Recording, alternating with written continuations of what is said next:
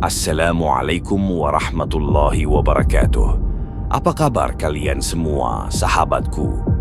Hari ini kita bahas sebuah pertanyaan yang selalu ditanyakan dari zaman dulu. Tonton sampai habis, jangan di-skip agar tidak salah paham.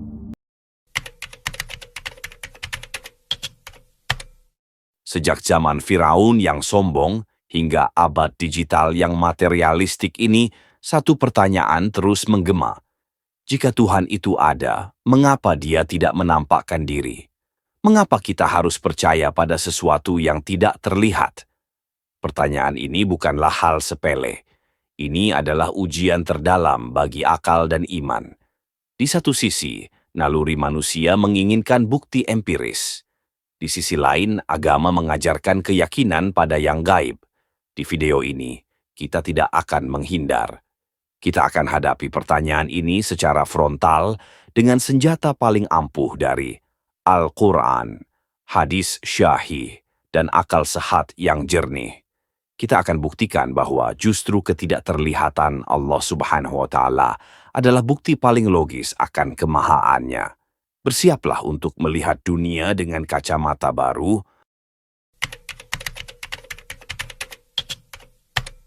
Mari mulai dari akal. Sebuah hukum logika menyatakan, sesuatu yang terbatas mustahil menjangkau yang tak terbatas. Indra kita adalah ciptaan, dan ciptaan bersifat terbatas. Mata hanya menangkap gelombang cahaya tertentu. Telinga hanya mendengar frekuensi tertentu.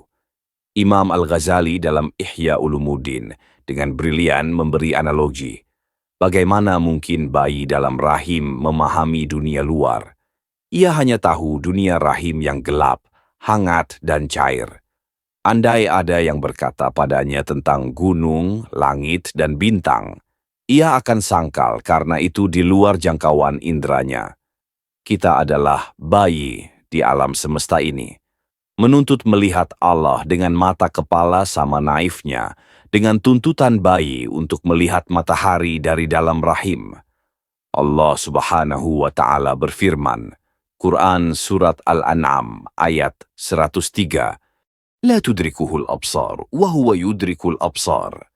Artinya, dia tidak dapat dicapai oleh penglihatan mata, sedang dia dapat melihat segala penglihatan. Ini bukan ayat larangan, tapi penjelasan realitas objektif. Mata fisik makhluk, oleh desainnya, tidak mampu mencapainya. Nah, kita masuk ke inti akidah. Prinsip utama yang menghancurkan semua kebingungan adalah at-tanzih, mensucikan Allah dari menyerupai makhluknya. Inilah inti ayat kursi, Al-Quran Surah Al-Baqarah 255. Wasi'a kursiyuhu samawati wal arda. Kursinya meliputi langit dan bumi. Bayangkan, kursinya bukan zatnya saja sudah seluas itu. Lalu, bagaimana dengan zat yang memilikinya? Dia tidak berada di dalam langit dan bumi, karena dia yang menciptakan ruang. Imam Abu Hanifah pernah ditanya, di mana Allah sebelum menciptakan langit?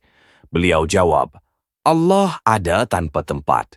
Dia ada sebelum terciptanya tempat, dan dia sekarang tetap seperti sebelum terciptanya tempat. Diriwayatkan oleh Al-Baihaqi. Lalu, mengapa Nabi Musa meminta melihat Allah? Dalam surah Al-A'raf 143 menjelaskan, permintaan Nabi Musa adalah puncak kerinduan seorang kekasih Allah. Jawaban Allah, lan tarani, engkau takkan sanggup melihatku, adalah pelajaran bagi seluruh umat. Allah lalu tajala menampakkan cahaya ciri keagungannya ke gunung. Apa hasilnya? Gunung yang kokoh itu hancur lebur menjadi debu dan Musa jatuh pingsan. Renungkan, jika gunung, benda mati yang paling keras, tidak sanggup menanggung tampakan cahaya keagungannya, apalagi tubuh kita yang fana ini. Ini adalah bukti fisik akan kemahaagungan yang tak tertanggungkan. Lihat semua teknologi rumit ini. Percayakah kamu studio ini terbentuk sendiri dari ledakan gudang elektronik? Lalu, bagaimana kita mengenalnya? Caranya adalah dengan membaca. Allah adalah Al-Khaliq, Maha Pencipta, dan alam semesta adalah ayat, tanda bukti, bagi mereka yang berakal. سنريهم آياتنا في الآفاق وفي أنفسهم حتى يتبين لهم أنه الحق. Artinya, kami akan memperlihatkan kepada mereka tanda-tanda kekuasaan kami di segenap ufuk dan pada diri mereka sendiri, hingga jelas bagi mereka bahwa Al-Quran itu benar. Ini adalah jaminan Allah. Setiap hukum fisika, setiap kode genetik, setiap keseimbangan ekosistem adalah tanda tangan Sang Pencipta. Seperti kita mengenal kejeniusan Leonardo da Vinci dari Mona Lisa, atau keahlian arsitek dari keindahan Taj Mahal. Seorang ulama besar, Ibnul Qayyim al-Jauziyah, berkata, "Siapa yang ingin melihat bukti Tuhan, maka lihatlah pada ciptaannya. Dalam dirimu sendiri terdapat bukti, di langit terdapat bukti, di bumi terdapat bukti. Semuanya bersaksi dengan kesaksian yang terang tentang penciptanya." Pertanyaannya bukan mengapa Allah tidak terlihat, tapi sudahkah kita benar-benar melihat dan merenungi ciptaannya? Sekarang kita sampai pada titik paling filosofis. Mengapa Allah merancang sistem gaib ini? Apa hikmahnya? Jawabannya ada pada hakikat kehidupan dunia sebagai darul imtihan, rumah ujian. Bayangkan jika Allah terlihat secara kasat mata di depan Ka'bah. Apakah masih ada orang yang maksiat? Tidak. Tapi apakah itu bernilai? Itu bukan iman, tapi paksaan. Seperti robot yang diprogram. Iman yang sejati yang dihargai dengan surga adalah iman yang dipilih bebas, meskipun ada ruang untuk ragu.